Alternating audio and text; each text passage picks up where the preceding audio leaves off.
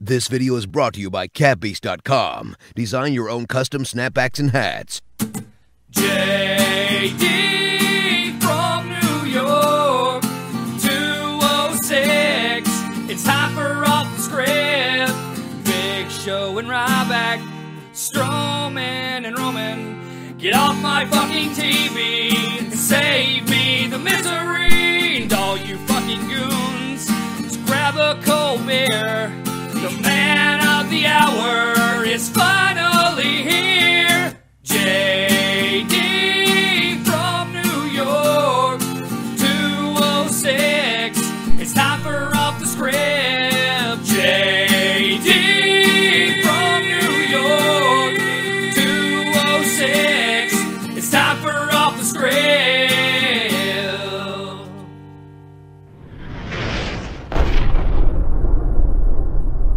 What is going on, guys? JD from New York here. Thank you so much for tuning back into the channel this morning. August 12th, 2017. This is, of course, the #1 fucking podcast right here on YouTube.com.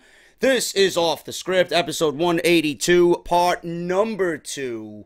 And we got a lot of news to go over for you, as always, on Off the Script. If you missed yesterday's video, part 1 of episode 182, where we go over Ronda Rousey and her potential WWE debut. We talk about Bayley. We talk about the big story of Shinsuke Nakamura and Vince McMahon, with Vince McMahon being frustrated with Shinsuke Nakamura after the blown exploder suplex spot on SmackDown Live during their dream match.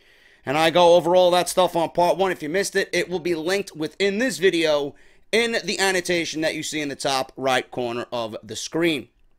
If you guys want to check out the Sean's View stuff, it's there. Monday Night Raw, SmackDown Live, NXT reviews, all live on the channel.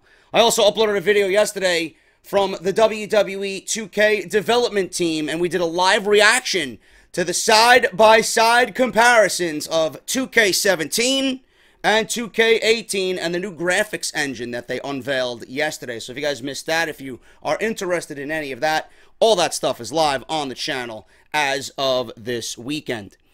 I want to thank everybody who showed support and came out to my first official live stream as a Twitch affiliate partner. Thank you guys so very much for subscribing to me. We got 18 subscriptions in night 1, man. That is fucking beast. Hopefully, we can up that significantly over the next couple of weeks, man. I'm going to be streaming a lot on Twitch. Lots of new games coming out. That's going to be my centralized hub for all my gaming stuff. I'm going to mix in some of the gaming stuff on YouTube as well. We got Call of Duty coming out. Destiny's coming out. We got the new Uncharted coming out. I'm going to play old games on Twitch for you guys. It's going to be a good time. Plus, on Twitch, we do the live reactions on Wednesday to NXT. Pay-per-view reactions are going to be there. I'm going to try and incorporate Monday Night Raw and SmackDown Live reactions into the Twitch stream as well. So if you guys want to check that out, man, lots of cool stuff coming on Twitch. Twitch.tv/JD from New York. Spell out that motherfucker, and you'll find me right on Twitch, man. Thank you to everybody that subscribed, and thank you for almost 3,000 followers already on the new account. Follow me on Twitter, @JDFROMNY206. Hit that subscribe button down below, and make sure you hit that bell and turn on all notifications so that you guys are aware of when I upload daily. And if you guys want to support the channel, best way to do that, patreon.com/JDFROMNY206. I know all my Patreons love early access to Off the Script. That is one of the best perks that you get with pledging to the channel. So if you guys want early access to Off the Script Retro, coming soon, Beer Goons, JD's got you covered, man. Best way to support the show is through Patreon. Patreon.com/JDFROMNY206. We're going to talk about this Ronda Rousey situation, continuing and picking up where we left off yesterday on part 1, because there's more news about Ronda Rousey and Bayley. So we got news on that. We're going to start the podcast off with this. Looks like Rowdy Ronda Rousey could be on her way to the WWE, as we talked about in part 1. Although nothing has been made official, she is reportedly training in the Squared Circle, as you guys know, with 205 Live star Brian Kendrick, and has already taken some bumps in the ring. All of those things are good signs if you are one of many people who would love to see Ronda compete in a WWE ring. Now, if Ronda learns how to transition herself and her MMA background with the art of pro wrestling, it could be a magical combination. She showed up at the Mae Young Classic, spoilers, to watch her friend and fellow horsewoman, Shayna Baszler, don't know how you pronounce it, but you guys know who she is, compete in the tournament, and even got into a confrontation with some of WWE's incarnation of the Four Horsewomen. With reports she could be inching closer to a WWE run, Dave Meltzer reported in the latest issue of the Wrestling Observer newsletter that the next plausible chance to see Rousey in the WWE would be on September 12th at the Mae Young Classic Finals in Las Vegas. Now, I wouldn't put it past WWE. If WWE had Ronda Rousey there, then I'm assuming the finals being a big deal, they'll have Ronda Rousey come out and be in Vegas. Number two, why is the Mae Young Finals taking place in Las Vegas? Why? If it's taking place in Las Vegas, that means that it's either a Raw or a SmackDown taping. And that, by God, is fucking a miserable mistake. I don't know why they have that penciled in for the finals of the Mae Young Classic. That is going to be a utter failure. I would be jaw-drop shocked if anybody gives a flying fuck about any of these women that they never heard of in their entire existence. That's a mistake. The finals should be at Full Sail, the finals should be live, and the finals should be in front of the same venue and the same arena like the rest of the tournament. Having it in front of a SmackDown crowd at the end of SmackDown Live is going to do nothing for whomever is in the finals at all. This is a miserable mistake. And I'm going to be sitting back and I'm going to be telling you right here as I review the fucking thing, I told you so.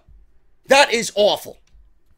Can you imagine two women that the casuals never heard of being in Vegas after a SmackDown Live taping, or worse yet, a Monday Night Raw taping, going on after SmackDown Live is finished taping, right before 205 Live? What if they put them on after 205 Live? Are they going to suspend 205 Live? Are they going to cancel 205 Live for that evening?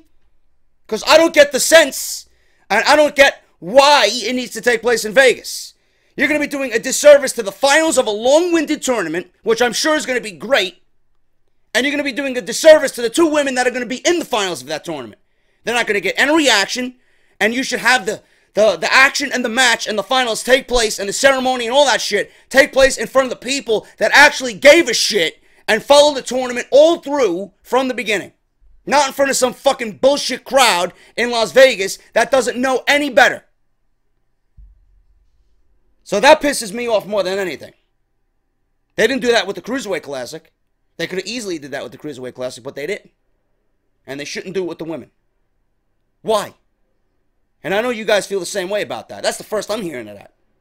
That's the first I am hearing of that. Bullshit.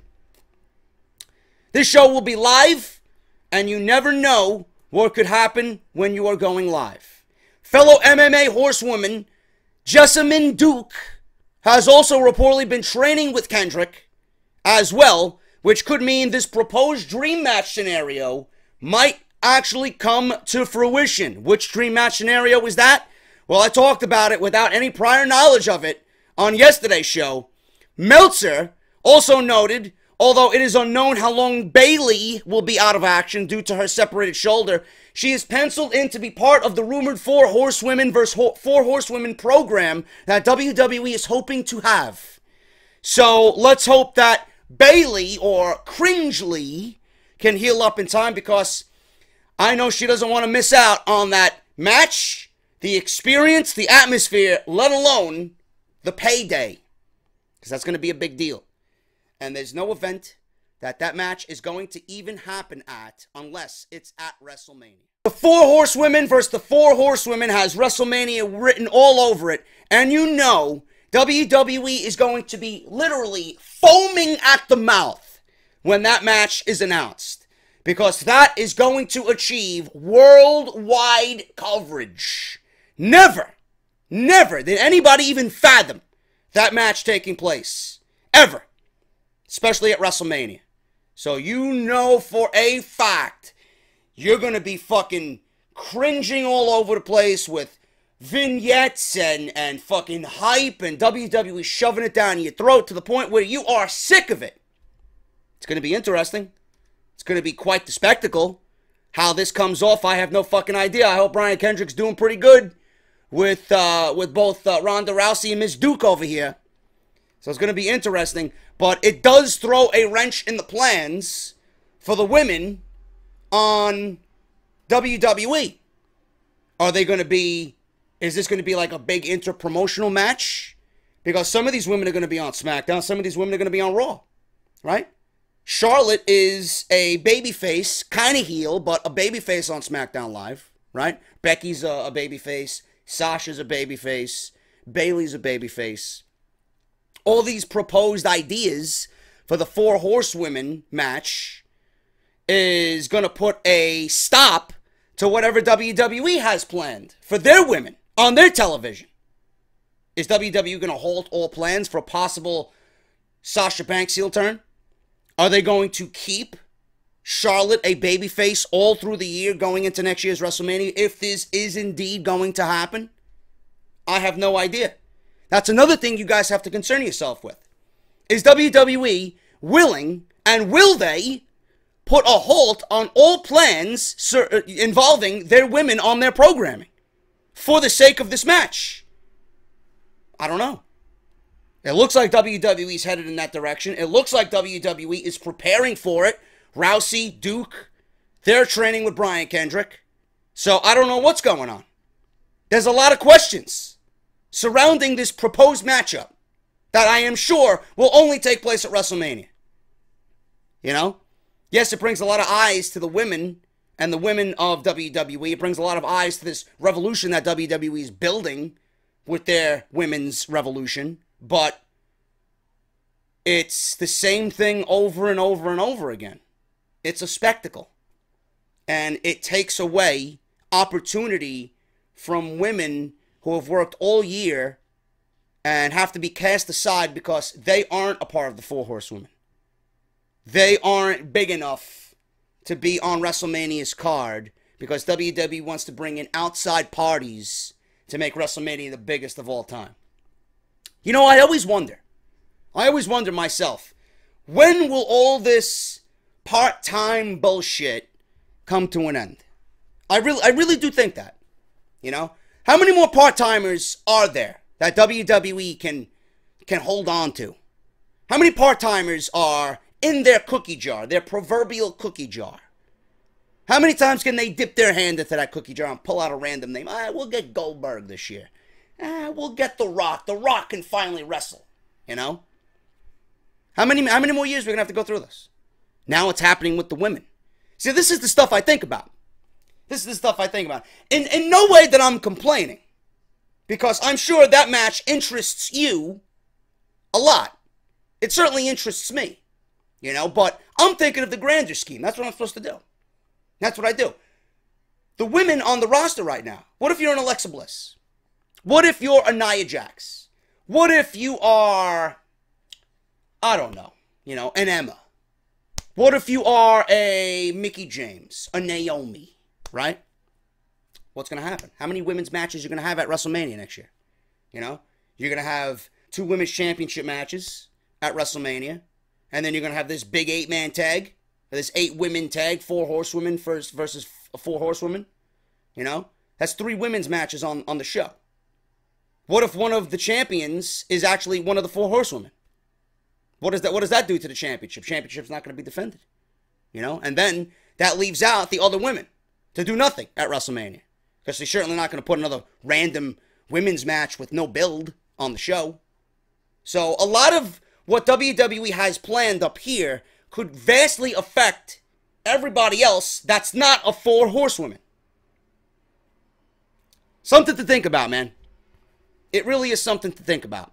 The part-time bullshit for WrestleMania, one of these years is going to come to an end. It's going to come to an end.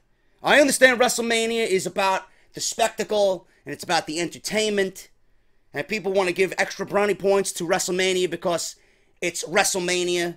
And I went on a huge fucking rant on Off the Script Retro number 3 for SummerSlam.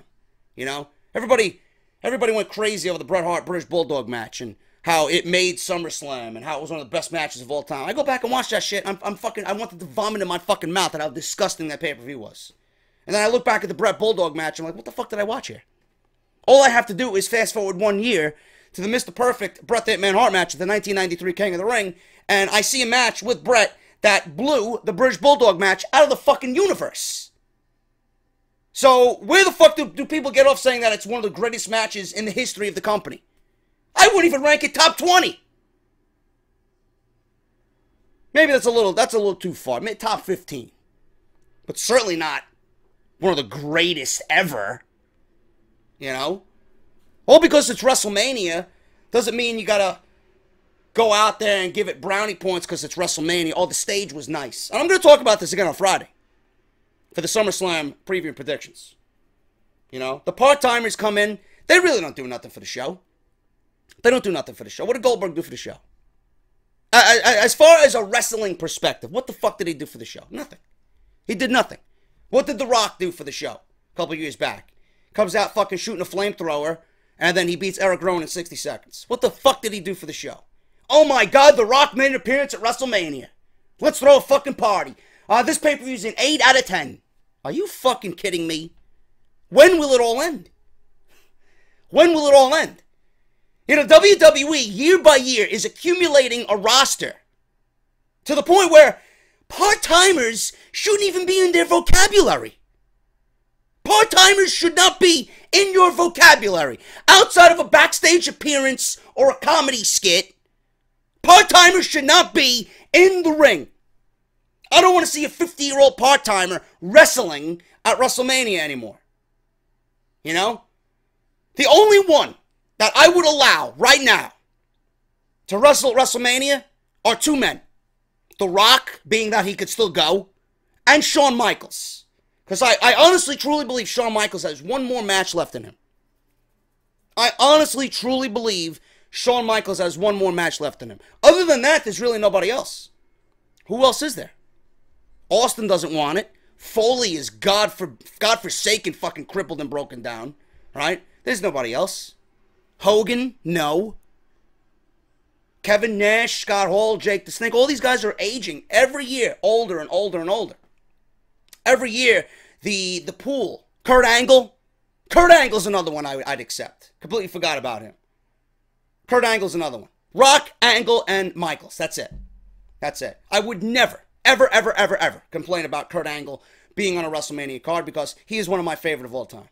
Same thing with Shawn Michaels. The Rock, you know, they were talking about that Rock-Brock match, and I loved their 2002 match. I absolutely loved their 2002 match. And I would love to see that again, modern day. That was a great fucking match. That's actually one of my most favorite SummerSlams ever, if not my favorite SummerSlam, 2002. That card, top to bottom, was near perfect. I would love to see that match again. But the part-timer situation is dwindling year by year. And every year, like I said, with the WWE signing new guys and promoting new guys, they are putting themselves in a situation where they don't even need part-timers anymore. And it's their job to get those guys to the point where they are, in the eyes of the people, WrestleMania worthy. That's your job all year long. And WWE strays away from that. They don't care. Time when WrestleMania comes, the time when we get to WrestleMania season, all they're thinking about is money, money, money, money, money. Who can we get on the show to get publicity? Who can we get on the show to get on SportsCenter? Who can we get on the show to get all this this hype and hoopla around it? You got a bunch of fucking guys foaming at the mouth, ready to go whenever you call upon them. Meanwhile, you want to call up Goldberg.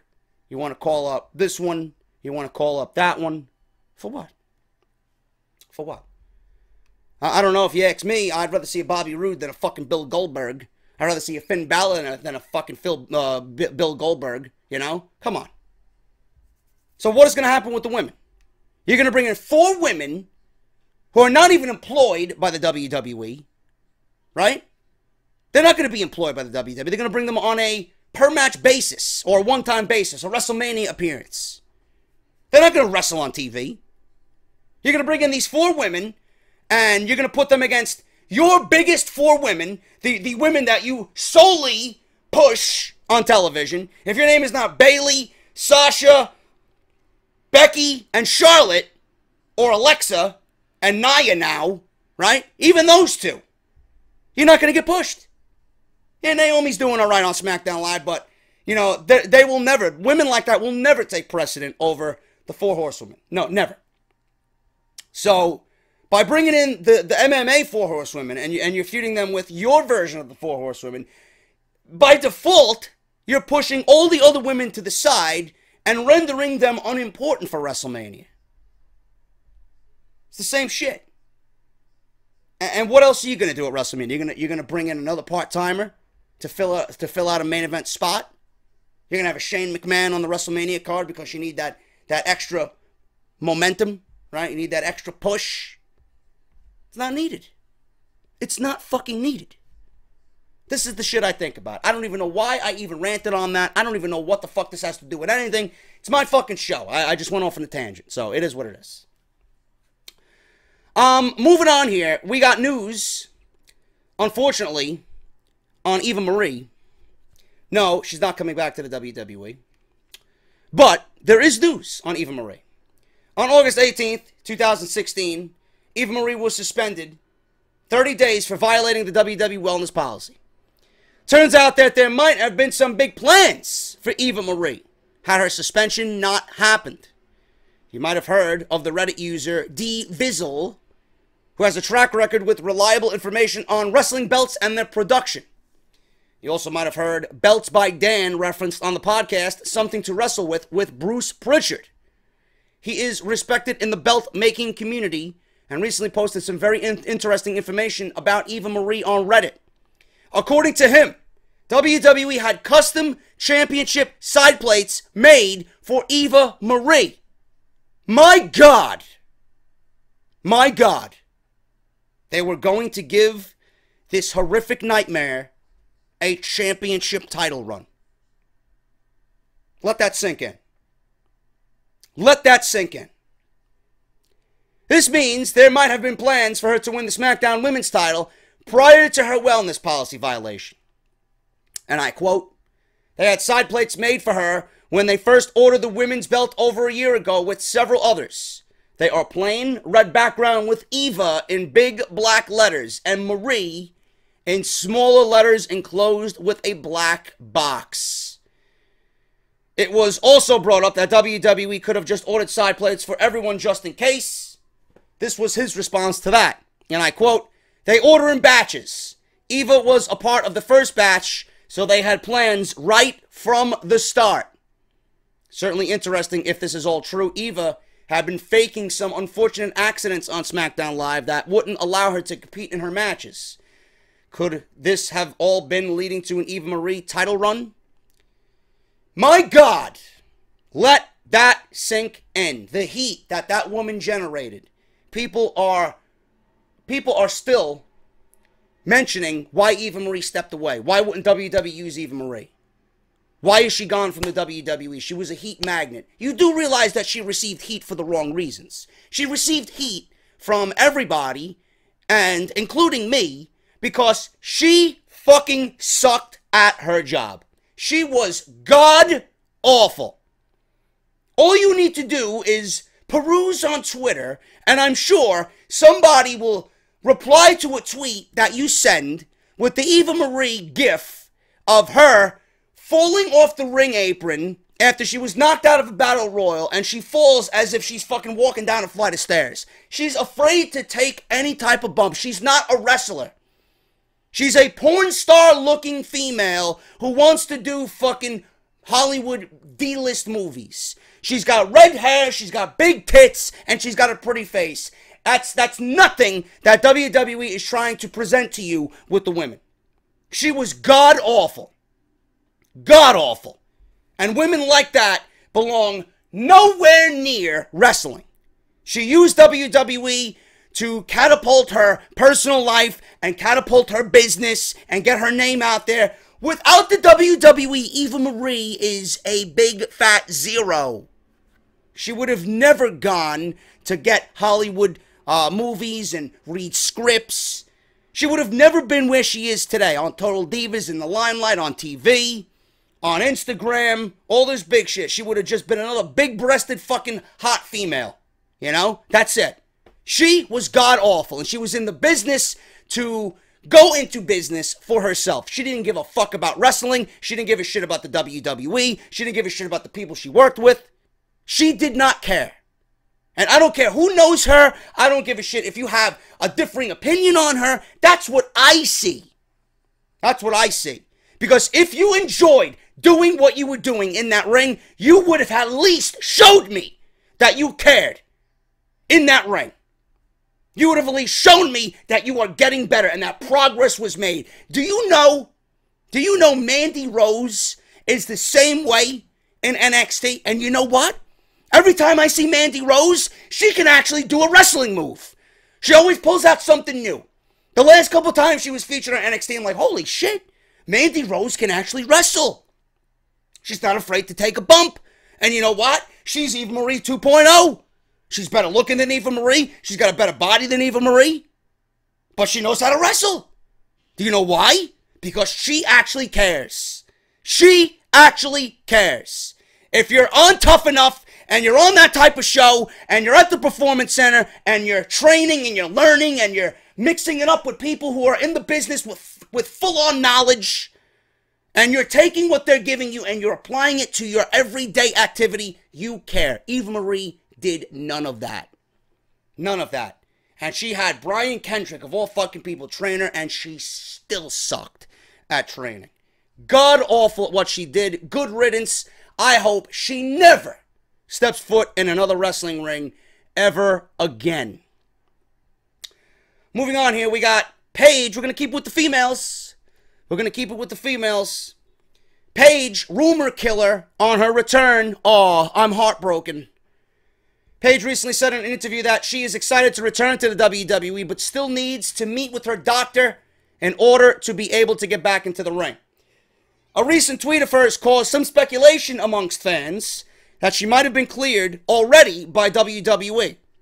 So on August 7th, at 7:12 p.m., she tweeted a gif of Carlton and Will Smith on Fresh Prince, and it was the episode where they were in the doctor's office, and they were the dentist office, rather, with William Shatner. One of my favorite Fresh Prince episodes ever, where I think Will Smith had the toothbrush, and Carlton wore the big tooth costume, and Will Smith was fucking brushing Carlton, right? And they were high on laughing gas, and they started doing the fucking Carlton dance with William Shatner. It was fucking hilarious, man. That's one of my favorite Fresh Prince episodes ever. So she posted a gif of Will Smith and Carlton doing the Carlton dance. So everybody took this as, oh shit, Paige got good news. Paige is coming back to the WWE. Rumor killer. It's not. It looks like that is not the case. Pro Wrestling Sheet's James McKenna says that Paige doesn't even have an evaluation scheduled until after SummerSlam. McKenna recently broke the news of Scott Dawson suffering a bicep injury, which I do have news on today. We're going to go over that. You guys want a Paige hint? Roses are red, violets are blue. Paige literally doesn't have an evaluation scheduled to the end of this month. I'm bad at rhymes. Paige is not coming back right now. Looks like Paige won't be at SummerSlam or on Raw after SummerSlam, or at least for a few more weeks. Fans will have to wait for her return just a little bit longer. At this point, do you care? At this point, do you care? Yeah, the women's division could use her. Yeah, WWE could use her. I don't know if she wants to come back or not, but are we going to get the Paige that we first got when she beat AJ Lee for the title, or are we going to get the Paige right before she got hurt and gave zero fucks about anything that was going on in that company? Because she's seen it all on her body, and her body language, and her demeanor. She just did not fucking care. What Paige are we going to get? What page are we going to get? It's like opening up a fucking box of chocolates. Which one is it? Which one is chocolate filled? Which one's caramel filled? Which one's just fucking nougat filled, right? Which page are we going to get? Are we going to get a good page? Are we going to get a page that wants to work? A page that's happy to be back? Or are we going to get a page that says, fuck you, WWE. I'm just here to, you know, fill out my remaining dates and then go fuck yourself. I'm going to go with Patron over in the other dimension where nobody gives a shit. Global Force Wrestling. Global Failure Wrestling. Global Farce Wrestling. Whatever the fuck you want to call it. Garbage Land. Nobody's watching that fucking show. Show's complete garbage. Global Force Wrestling. Who the fuck cares about Global Force Wrestling? You're gonna give up a career in WWE to go to fucking Global Force Wrestling? Are you fucking kidding me? Go look at their YouTube page. They can't even do views and likes on fucking YouTube page. On their YouTube page. Their videos get more thumbs down than they do get thumbs up. Yeah, I'm sure you'll do fine over in Global Force Wrestling. Give me a fucking break. Hope you get paid on time. At least people in WWE, it's all they fucking brag about is how much money they're making. Why would you want to give that up, Paige? Dumbass. Anyway, enough about Paige. Enough about Paige, man. I don't give a shit. I don't give a shit. Scott Dawson. We got news on Scott Dawson. Bad news. The Revival. The Revival is going to be out a very long time. And they were just starting to get pushed again on Monday Night Raw. We had Dash Wilder break his jaw. He was out for 6 weeks. Right? Then they were back. Feud with the Hardys. And now Scott Dawson's out. How long is he going to be out? How bad is it? Bad news broke last week in the world of tag team wrestling. Fuck the Revival. No, I don't say that. I don't go around saying fuck the Revival. The Revival is my favorite tag team in the WWE. So, it was announced that Scott Dawson of the Revival tore his bicep and would likely be missing SummerSlam. There isn't much known about the injury except that it happened during a live event in Halifax, and Dawson worked a few live events with the injury before it was actually discovered. So there is some bad news to share, courtesy of Ryan Satin on the latest episode of the Sheet Podcast. There were questions floating around about whether or not the injury would require surgery.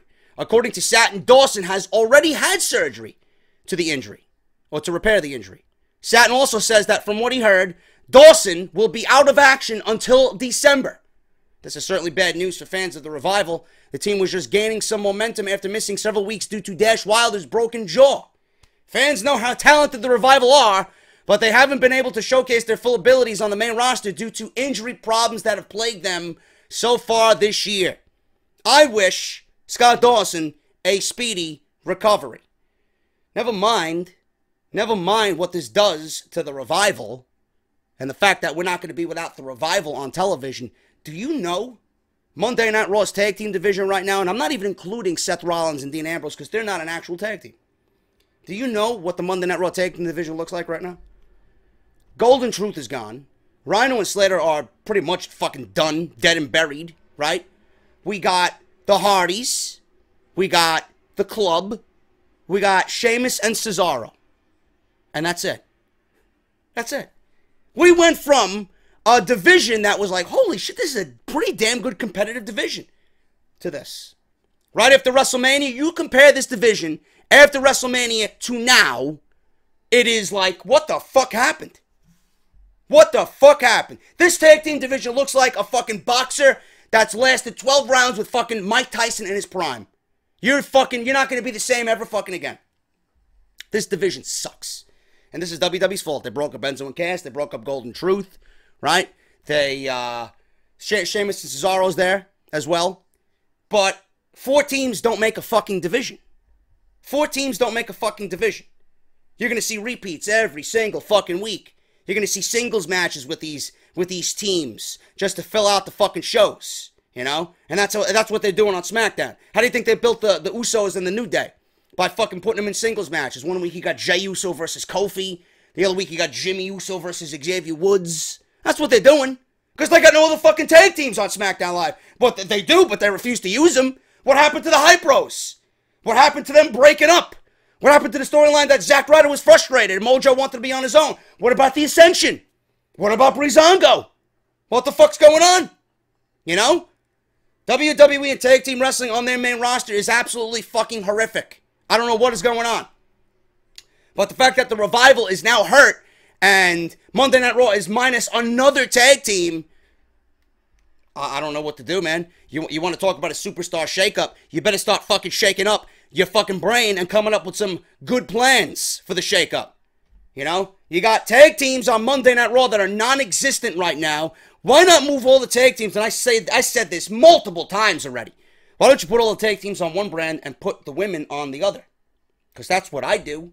Because right now on Monday Night Raw, what women's exist? Alexa, Sasha, Bayley, Nia. That's it. 4 women.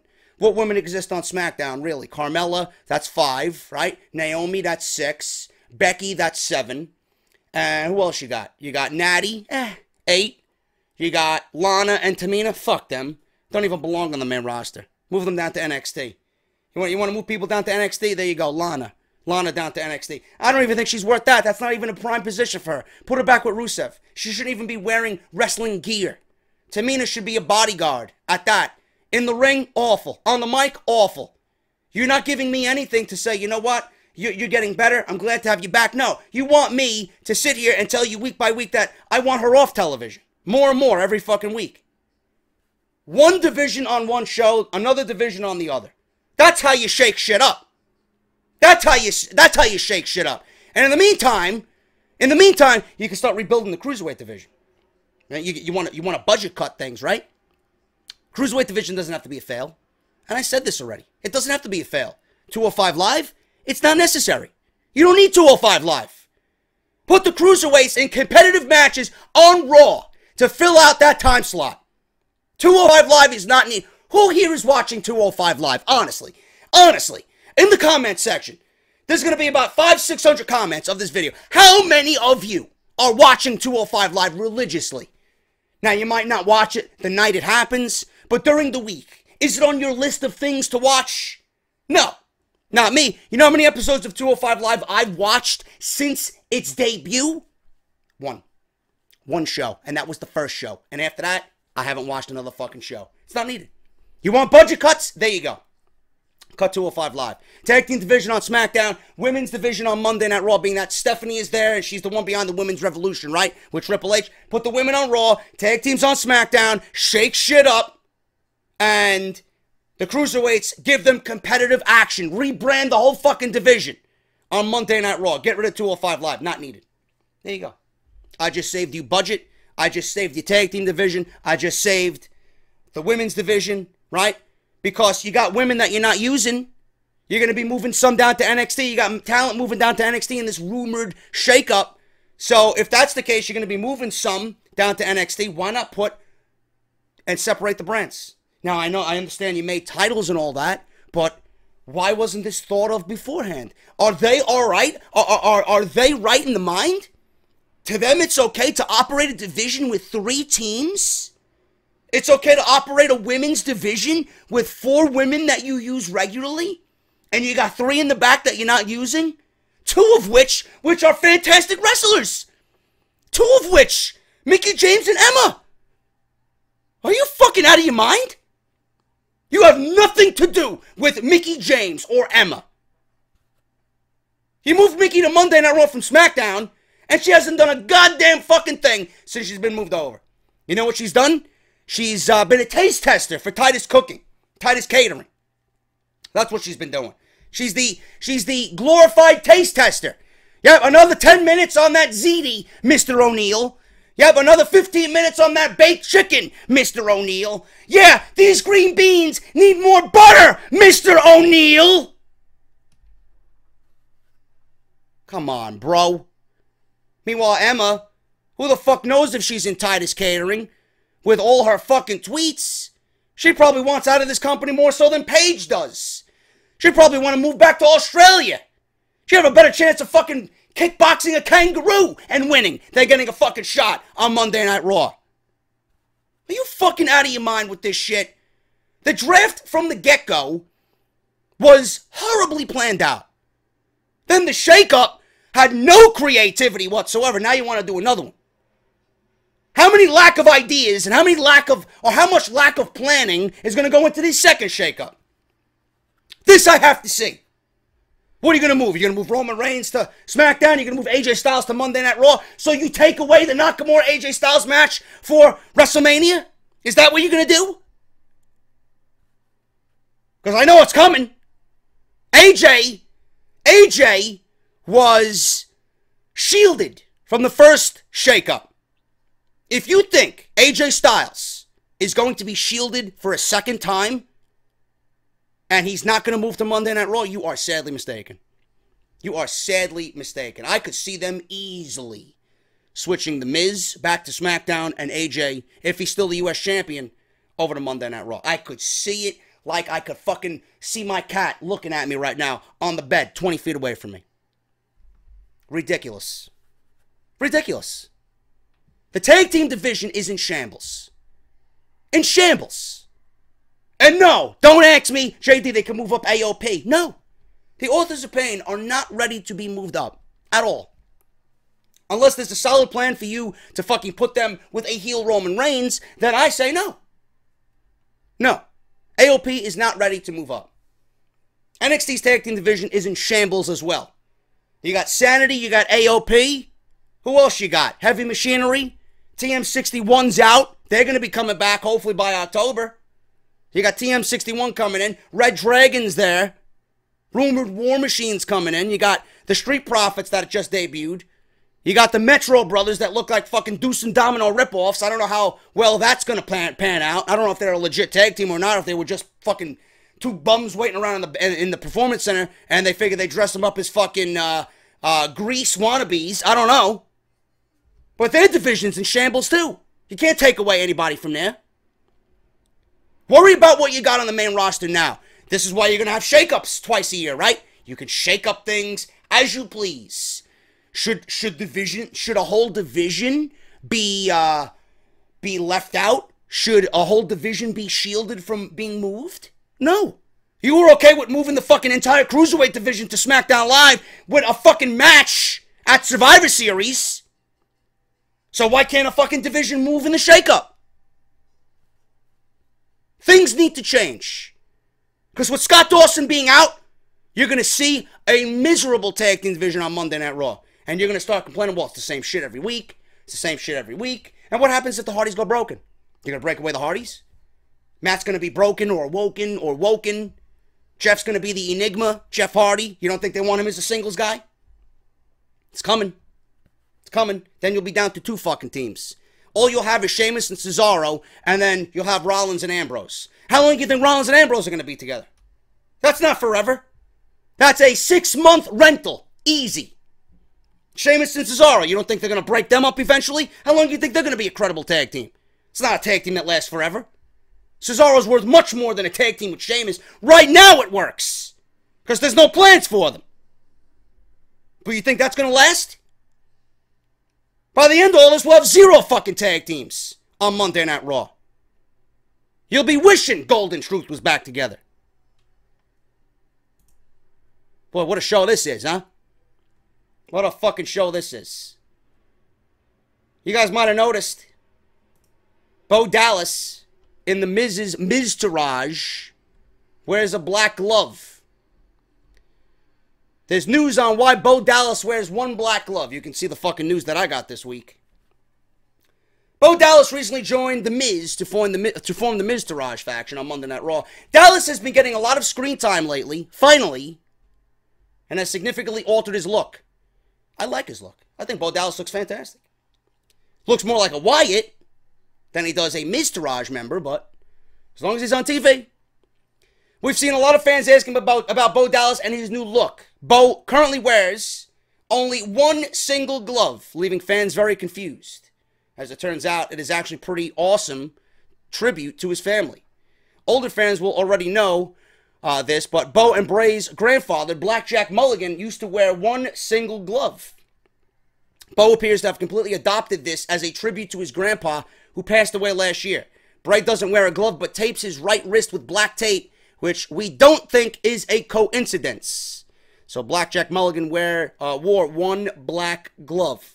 So that's the reason why Bo Dallas is wearing a black glove. If you guys wanted one of those, oh, thank you for piecing that puzzle together for me, JD. There you go. Reason why Bo Dallas wears one black glove, it's a tribute to his grandfather, Black Jack Mulligan. News on Darren Young's return to injury. Apparently he's on the Jinder Mahal diet because he looks completely altered.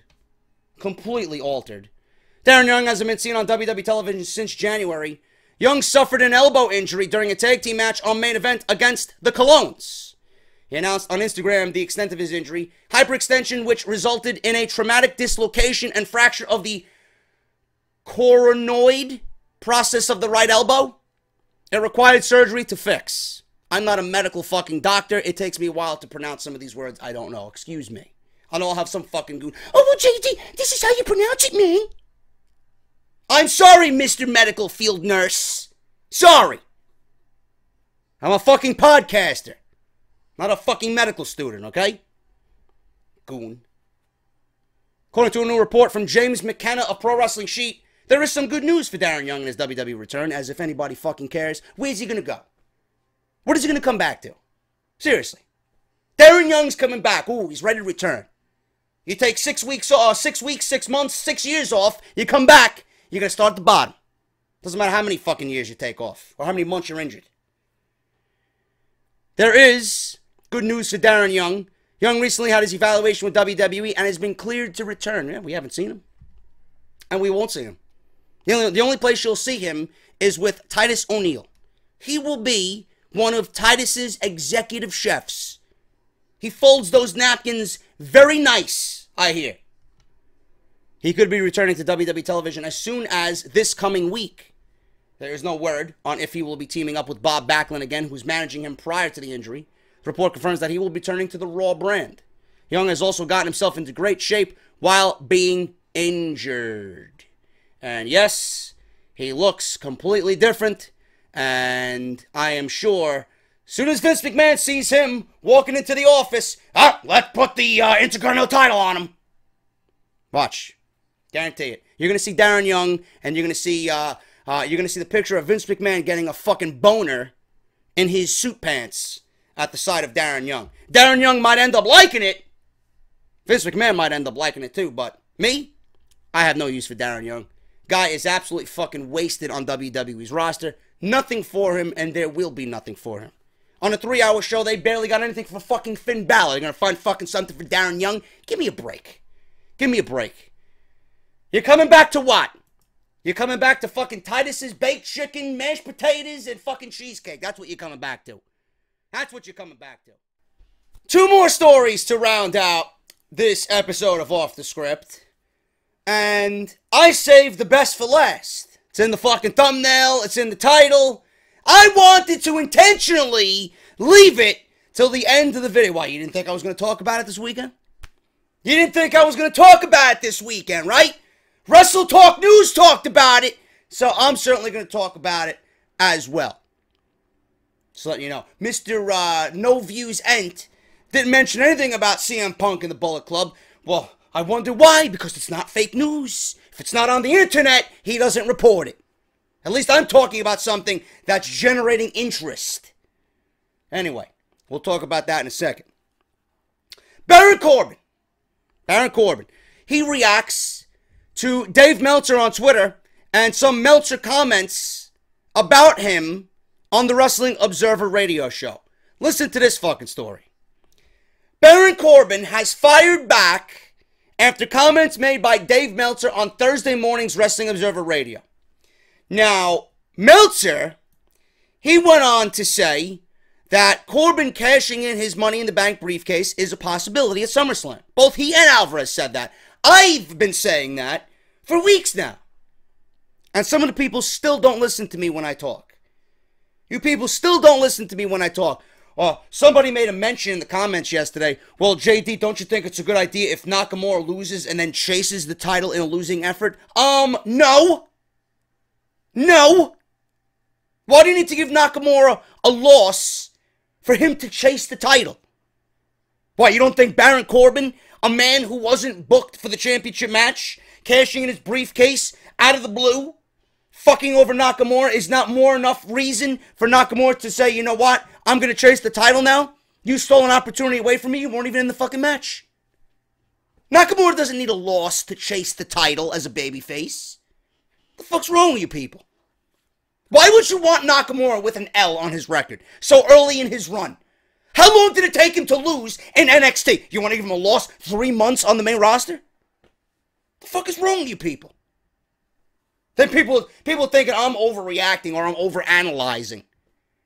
What happened to Nakamura being a special attraction? What happened to Nakamura being a big deal and a special deal and a special talent? You think a loss on Nakamura's record so early in his run, he's going to live up to all that shit? No. A loss to Nakamura is damaging. Now, if he doesn't win the title and his shoulders aren't pinned, I can deal with that. At least they won't be counting his shoulders out. 1, 2, 3. People got to think sometimes. Baron Corbin has to do the same exact thing Seth Rollins did at WrestleMania 31. The same exact. Same exact. Fuck Jinder Mahal. Guy sucks. Have him eat the pinfall. Because Corbin was teasing Mahal anyway for a couple weeks. Corbin and Nakamura have, an issue. Whatever the issue may be, they got an issue. But Corbin has been teasing Mahal. Watch your back. I got this. So they were talking about the possibility of a cash-in, which I do believe will happen. Meltzer said that Corbin would not be a good choice as world champion. At least not right now. But he could be a good choice if he improves in the ring. Quite frankly, it's hard to argue with Mr. Dave Meltzer. Corbin could be getting a top star treatment right now, but he feels like a guy that's more suited for the mid-card. This is what Meltzer said. Some of you actually might agree with Meltzer here. Now, I know a lot of people don't really cite Meltzer as credible. He's more wrong than right, but he is the biggest name in what we do here.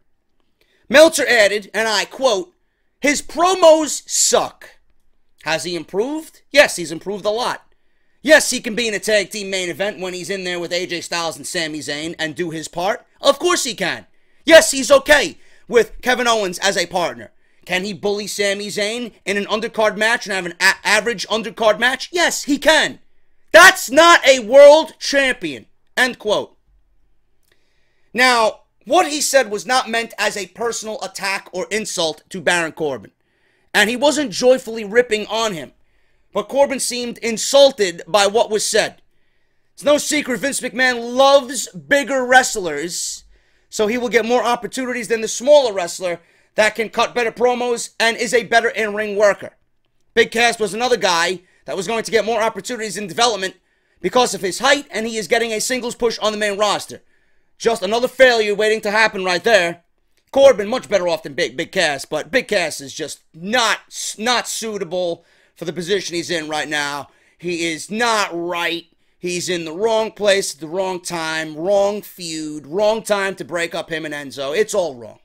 Everything they did with Big Cass is rearing its ugly head at an alarming rate. It is too fast. He is not ready.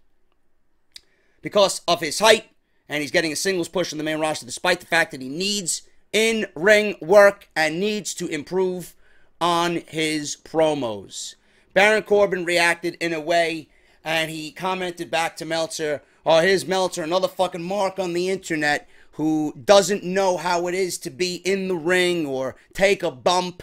And then Meltzer, retaliated back, "Oh, here's another wrestler using the I can't take a bump routine as their way of attack, who can't take criticism," right? And apparently Baron Corbin went on a tirade saying that he benched Meltzer while he was staying in NXT, and now he's unbenched Dave Meltzer, and Meltzer has free reign to talk all the shit he wants, because Baron Corbin doesn't give a single fuck about what Meltzer thinks. At that point, I'm interpreting that as, well, you know what, Meltzer, go fuck yourself. I am going to win the world title with or without you reporting about me, so I don't give a shit. I don't give a shit. That whole interaction there pretty much solidified to me that Baron Corbin is going to be the WWE champion. Simple as that. Now, is Dave Meltzer right? Of course he's right. Of course he's right. A lot of these guys are getting pushed. Was Baron Corbin my number one pick to win the Money in the Bank? No. Was he the most predictable pick out of the field that was given in the situations that all those guys were in? Yes. Yes. Does he need improvement? Yes, he does. I'm not going to sit here and tell you that he is primed and ready for a WWE title run, but this is the fucking cards that he was dealt. This is the cards that we as fans have been dealt. We're looking at a Baron Corbin title reign. Whether it's a month, 2 months, it doesn't fucking matter. It doesn't matter. Hopefully, we look at this as a half glass full type deal. Baron Corbin wins the championship. He gets better as a champion. He starts to develop a personality for himself that's even better than what he's got going on now and building upon now. He gets to work with Nakamura on the road. He gets to work with Nakamura on a few pay-per-views before eventually dropping the title to Nakamura. Hopefully, in that little stretch, he learns and he grows. Now, with John Cena, I'm afraid for Baron Corbin. Because I got a story tomorrow that really opened my eyes when I read it. It's a story about how John Cena pulled the plug on Dolph Ziggler's push back in the day. He made WWE Creative and all the higher-ups not trust Dolph Ziggler. And it's a story that just kind of is very similar to what everybody else has been talking about with John Cena.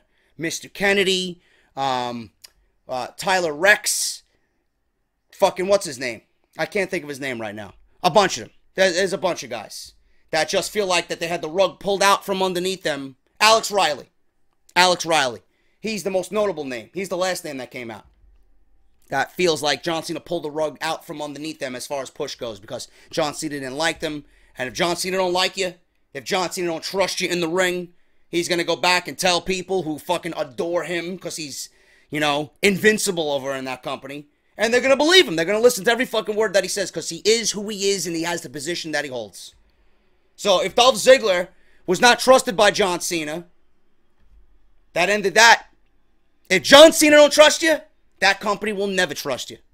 That's why I said yesterday, Dolph Ziggler's got to find his way to New Japan and join Matt and Nick Jackson, Kenny Omega, Marty Scurll, all those guys over in the Elite or the Bullet Club. That's it. Cody Rhodes, he's got to get the fuck away from WWE.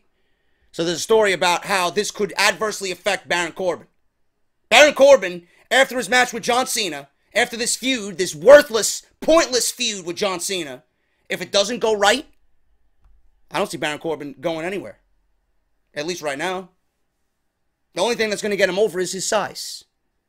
The only thing that's going to be appealing to Baron Corbin is his size. But John Cena complained about Dolph Ziggler not being able to lead in a match. He didn't trust Dolph Ziggler to guide him to a good match in the ring. Dolph Ziggler? You don't trust Dolph Ziggler to bring you to a good match? He wasn't pleased with the layout of what he and Ziggler had planned or what Ziggler had planned for he and John Cena? So he went back and told management?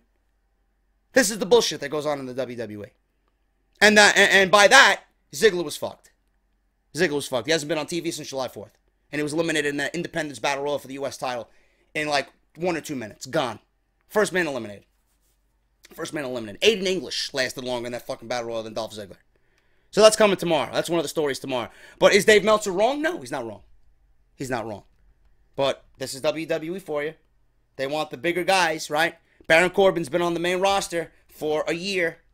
And, well, he's been in an important role in a year. He's been on Monday Night Raw, but I don't count those years. I don't count those months. That was a waste. He's been in, big time situations here on SmackDown Live for about a year now. So, is he ready? No. Is he more worthy than a Sami Zayn? No. Not at all. I think Sami Zayn should be having the position that Baron Corbin has. I think Sami Zayn should be Money in the Bank briefcase holder. I think Sami Zayn should be getting world title shots. I think Sami Zayn should be getting the attention more so than Baron Corbin. Baron Corbin's just getting it because of his size. And that's the way it is, and that's the way it's going to be until Vince McMahon is gone. But we're looking at it, and there's no sense in complaining. We're looking at it. Baron Corbin, WWE Champion, SummerSlam, more than likely. It's going to happen. He's going to cash in. But, I don't want to say anything hypocritical because I don't think it's Dave Meltzer really ragging on him. I rag on people all the time. I rag on people all the time. People rag on me. I bench. Most of the time people rag on me, it's stupidity. That's why I bench. Meltzer at least makes sense of what he said here. You know? He didn't rip on him. He didn't cut him down. He didn't say he's an awful wrestler who doesn't deserve to be in the position that he's in. He just says that right now he's not the guy that he would have in that position. He could get better. Meltzer says he wants to see him get better, but now is not the right time. It's not the good choice. He's not world championship material now. He didn't say it in a way that Baron Corbin's never going to be world championship material, because he will be. He will be. I know that. I see that. But Baron Corbin, I think, went a little bit too far. I think he took it way out of context. You know? He's Dave Meltzer. Why do these wrestlers... You know, the WWE superstars that everybody works in WWE are the most sensitive pussies I think I've ever seen. Really. You know? People call me sensitive. But people attack me because I'm just like them. I'm a regular dude. I'm a regular dude who loves wrestling just like everybody else. And everybody else got to be out there trying to cut down the fucking content creator because you're on the opposite side of the screen. While I'm here, you know, you're watching my show. You guys or you know, these fucking trolls out there, they gotta make believe that they're right all the time. You know? They can't take my act. They can't take my shtick. They can't take my attitude. They can't take, I'm always right type attitude. You know, they always have to be right. And they're looking to cut down, not only me, but everybody. Cut down the content creator. You know, like they need to make their lives more important by making the content creators feel like shit. Oh, you're wrong. Or you're a fucking idiot. Oh, you don't know shit. You're clueless. You're a blithering idiot. You don't know wrestling. Get off YouTube. Shit like that. You know? But Baron Corbin is an athlete. He's a wrestler. Why do you care what Dave Meltzer has to say when he said nothing along the lines of, you suck, you don't deserve to be where you're at, you know, you're not going to be world champion ever, blah, blah, blah. He didn't mention any other wrestlers that belong in his spot. I think Baron Corbin literally reacted, you know, out of context. And he didn't really think about what Meltzer said. He thought it was a personal attack. Meanwhile, what I read is Meltzer giving him props. He's improved a lot. His promos suck. Has he improved? Yes, he's improved a lot. That's a compliment. You know? If I'm Baron Corbin, I would have said my own promos suck, and they did suck. He was terrible. He was terrible. You know? Remember Baron Corbin back in NXT? When all he did was fucking win in 30 seconds? And then when they actually put him in the ring and let him go, he wasn't anything all that special. He's got to get there. He's young. He's not going anywhere. He'll learn. But Dave Meltzer didn't cut him down. He gave him some insight. He told him that he improved. That he's not ready yet. Hopefully, the yet means that they'll sit on the Money in the Bank briefcase for a little bit. And we'll see Baron Corbin grow. I don't fucking know. But all I know is Dave Meltzer didn't fucking cut him down to the point where Baron Corbin should have reacted and benched him on Twitter. You know? Whatever. It is what it is. People are sensitive all over social media. It happens with me, it happens with you, it happens with everybody. Everybody every day is benching left and right. It happens. It happens. Finally, we're going to go over this. What is going on between CM Punk and the Bullet Club? On August 9th, 2017, in the wee hours of the morning, the Bullet Club tweeted out a picture of their logo with the CM Punk colors. The white, the blue, and the stars. And at the bottom of the shirt, it said, Chicago, Illinois. The Young Bucks tweeted CM Punk, at CM Punk, hey man, check this out. And the wrestling world lost their collective minds. And just when most fans had stopped salivating from Marty Scurll, former or fellow Bullet Club member, he added gasoline to the fucking flames. He went a step further. He redid the Bullet Club logo, but instead of the guns were replaced with CM Punk's fists, taped in white with the stars on the tape that said best in the world at the bottom. You can see it on his page. He posted it on August 9th at 12:50 p.m. in the afternoon. Of all the most anticipated wrestling comebacks, CM Punk tops the list. Straight Edge Superstar is responsible for one of the most memorable moments in all of pro wrestling this decade when he dropped the now famous pipe bomb in 2011 delivering a scathing work shoot promo calling out Brock Lesnar, Paul Heyman, when neither man were with the company. Triple H, Stephanie, Vince McMahon, in a promo that set the wrestling world on fire like it's not been seen in years. His split with WWE in early 2014 is legendary. And though it seems highly unlikely that CM Punk will ever return to the company that made him a household name, wrestling fans will not stop fantasy booking a return of CM Punk. And they pray one day that they will hear the cult of personality on their TV again. Shortly after quitting WWE and retiring as a pro wrestler, CM Punk tried his hand in the octagon and trained to become a UFC fighter, as you guys know. He lost to newcomer Mickey Gall in just over 2 minutes in a rear naked chokehold in what can only technically be called a fight. UFC President Dana White, despite signing CM Punk to multiple fights, stated that maybe CM Punk probably shouldn't have his next fight in the UFC. Though WWE would reportedly welcome Punk back with open arms, he is a man of conviction and exceedingly stubborn, meaning if he did get the itch to compete in the square circle again, it probably won't be for Vince McMahon. Not right now or not immediately. That doesn't mean the door is closed for CM Punk and wrestling forever, though there aren't any indications Punk is considering lacing up his boots. Ring of Honor has expressed interest. I mean, what company wouldn't fucking have interest in CM Punk? Ring of Honor would be perfect for several reasons. To circle back to the opening of this article that I'm reading, Ring of Honor serves in many ways as a home for New Japan Pro Wrestling talents. Yes, the Bullet Club. Kenny Omega is going to be wrestling for Ring of Honor. The Young Bucks wrestle for Ring of Honor. Marty Scurll wrestles for Ring of Honor. Cody Rhodes is the Ring of Honor World Champion. So New Japan and Ring of Honor have a beautiful working relationship. And although CM Punk became a household name in WWE, he cut his chops in Ring of Honor against the likes of Raven, Samoa Joe, amongst many others. The original pipe bomb and Summer of Punk even happened in Ring of Honor. It stands to reason Punk would have a soft spot for the number 3 wrestling promotion in America. And I would actually say that they're number 2 because Global Force Wrestling sucks. He's also been friendly with the Young Bucks on Twitter until he abruptly stopped using Twitter about 3 months ago. And Bullet Club is about the hottest thing in pro wrestling right now that don't have Vince McMahon's fingerprints all over them. So joining the Bullet Club in Ring of Honor makes about as much sense as anything else. Of course, money talks. And so does displaying your craft on the largest stage possible. So if the self-proclaimed best wrestler in the world, or best in the world, does ever feel the need to showcase his pro wrestling talents again, it's entirely possible that a massive payday and guaranteed WrestleMania main event may be all it takes to mend those fences. Time will heal all wounds, especially in the world of professional wrestling. If Bret Hart, Bruno Sammartino, and the Ultimate Warrior, and even Hulk Hogan, after what he did, can come back to Stamford, Connecticut, so can CM Punk. But if that day never comes, seeing him tear up the second biggest promotion on the planet with the rest of the Bullet Club will be just too sweet.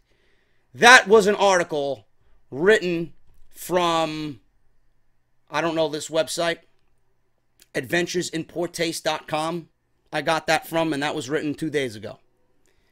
That was the only thing I found on CM Punk and the Bullet Club. Obviously, you found something on WrestleZone, you found something on PW Mania, PW Insider. All they did was post the fucking logo, the Bullet Club logo with the CM Punk fists, or the CM Punk colors within the Bullet Club logo, and the shit that Marty Scurll and the Young Bucks tweeted out. Is this a good thing? You know, yeah. Do I see Vince McMahon reaching out to CM Punk eventually? Yes. Do I see CM Punk coming back to the WWE first before anything else? No. I honestly think that CM Punk would take a Ring of Honor deal, short term, do the Bullet Club thing for a little bit, because that would make the wrestling world fucking explode. Explode. You know, the Young Bucks, you know, with what they're doing on YouTube, I watch Being the Elite. Every time they upload an episode, it's entertaining shit. It's good shit. It's a time killer. I love it. You know, they pull in massive numbers on that channel. They pull in massive viewership on that channel. The merchandise that they're selling is ridiculous. Ridiculous. There's a reason why they didn't go to WWE. They don't need it. They don't need it. They're bigger than all the teams in WWE combined. Every team in the WWE, the Young Bucks, are bigger than all the tag teams in the WWE. And they're in business for themselves. They got a resume that is that it's just unbelievable. They got a following that is unbelievable. You know, they might not be everybody's cup of coffee, but they're fucking fantastic at what they're doing. You know, bringing in CM Punk to the Bullet Club.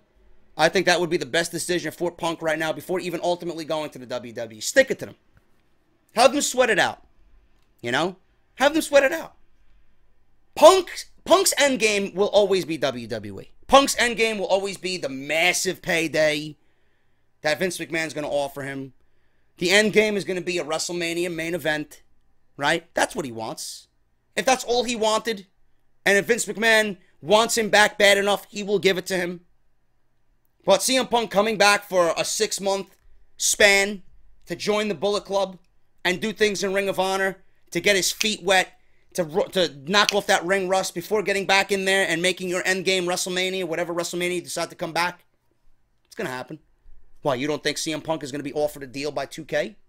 You don't think CM Punk is going to be the name that is next on the list of guys, the short list that they got for pre-order bonuses? Who did they use already? They used Sting, they used The Warrior, they used Hogan, right? They used Goldberg. There's not Angle. How many people are on that list for pre-order bonuses? It's going to happen. It's going to happen within the next couple of years. I give it 2 years. 2 years. We got Angle this year. I don't know who they got lined up next year, but I don't see it happening next year. What would that be? 2K18, 2K19? The 2K20 version of WWE 2K. I see CM Punk mending a relationship with the WWE and coming back to the company through the video game. Pre-order bonus, special edition bonus, special edition packaging, deluxe edition, whatever the fuck you want to call it. You know? All out CM Punk. Because at that point, he would have been in the Bullet Club. They're going to bring him back to the WWE. He's going to be even more bigger than he is now. I think going to the Bullet Club is right for CM Punk. I think it's a better business move. Just because it'll fucking send shockwaves through the wrestling world. Everybody on the fucking planet will be talking about that. If you are in and around wrestling, everybody will be talking about that. Stick it to Vince McMahon. Vince McMahon, use it as leverage. Use it as leverage to get more money from Vince McMahon. How much do you want CM Punk back? You know? Tease going to Ring of Honor. Show up in Ring of Honor. You know? And have Vince McMahon offer you all this exorbitant amount of money. And then come back and get your WrestleMania payday and do what you got to do. Boom. Done. I think CM Punk joining the Bullet Club is the best business move for him to do if he wants to come back to wrestling. Don't get it mixed up, clowns. He is not coming back. He's not joining the Bullet Club anytime soon. Anytime soon. As far as I know, he still has UFC on the brain. CM Punk will do what CM Punk wants. When he's ready to return, you will either hear from him on Twitter, you will see something or hear something in the wrestling blogs or dirt sheets or something. But when Punk wants to return, Punk will let you know. He's a man that doesn't like to be sociable with everybody. He's going to do what he wants when he wants. He beats to the march of his own drum. He's always been that way. He's always been like that. But the end game is the WWE, yes. Right now, I think joining the Bullet Club and going to Ring of Honor is the best thing for CM Punk to do. That's my opinion on that. And that's off the script. Thank you guys so very much. Hope you enjoyed the video. And if you did, hit that thumbs up. Let's strive for 1,300 thumbs up. We've been doing it. We've been doing it. Let's do it again, man. 1,300 thumbs up.